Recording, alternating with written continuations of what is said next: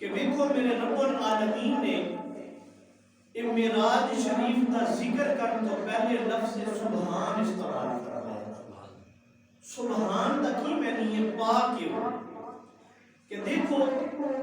میرے رب العالمین دی شان ہے کہ هو الاول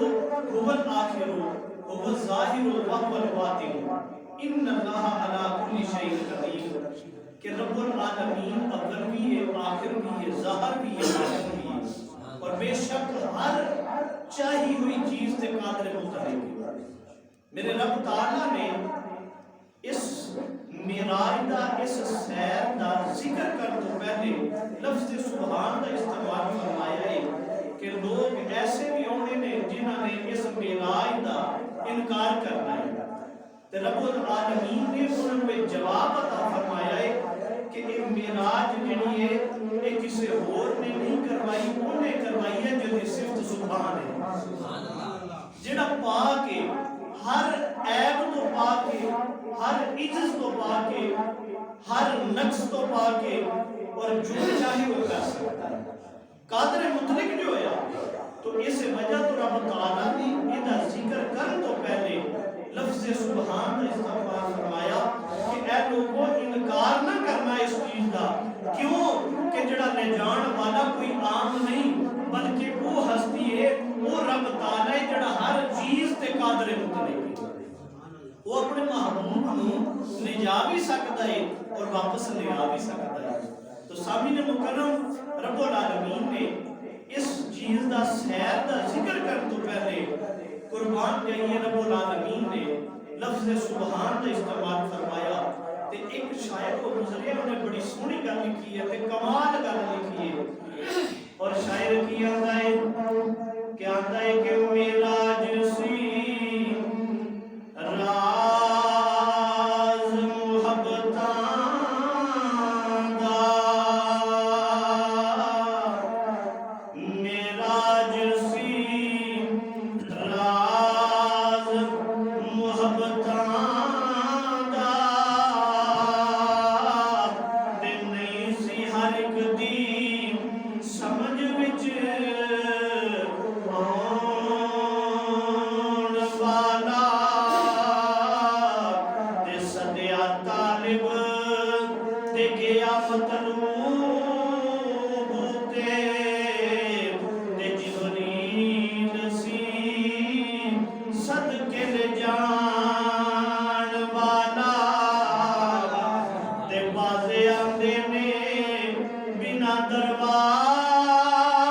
دروازیاں تو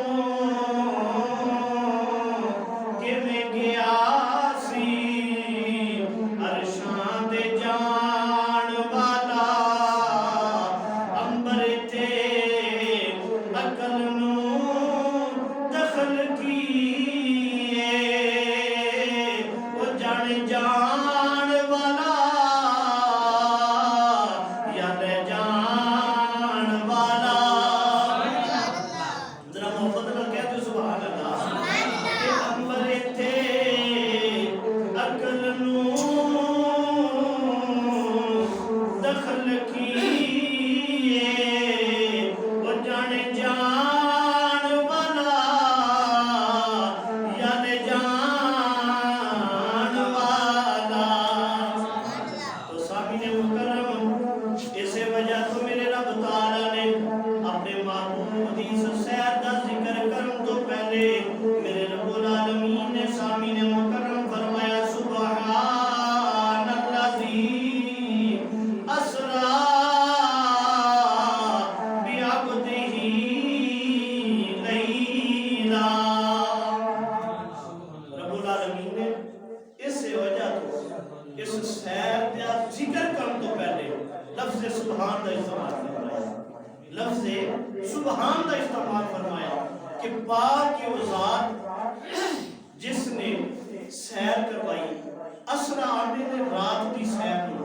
اور بعبدہ ہی اپنے بندہ خاص میں۔ ان اس چیز کی تفسیر بھی سن لو کہ بندہ خاص اور عام بندے اور بندہ خاص کے اندر بڑا فرق ہوتا ہے، کہ مولانا حضرت ڈاکٹر علامہ اقبال عبد دی گری عبد چیز دی گری ما سراپا انتظار و منتظری. آپ فرماتے ہیں کہ بندہ ہو رہے بندہ خاص کچھ ہو رہے بندہ ہوئے جڑا اپنے رب دی رضا طلب کرتا ہے لیکن بندہ خاص ہوئے جڑا رب جی دی رضا چاہتا ہو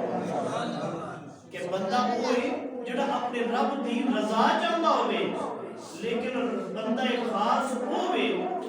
جی دی رضا خود رب چاہتا ہو. یہ تشریح سماعت فرماؤ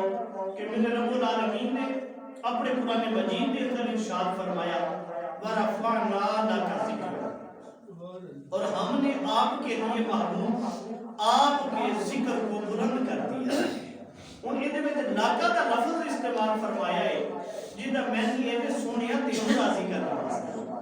سونیا تینوں منان واسطے سونیا تیری رضا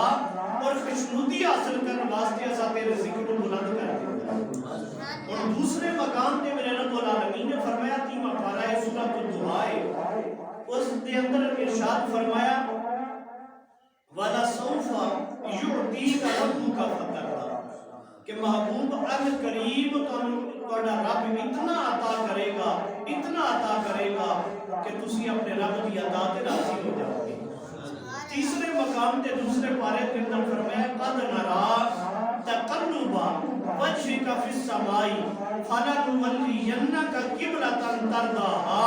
فرمایا محبوب اساں تہاڈے چہرے نو بار بار آسمان ول اٹھانا ویکھ رہے ہاں اور تہاڈا قبلہ ان قریب وہ کر دیاں گے جہدے وچ سونیا تہاڈی رضا ہوئے گی.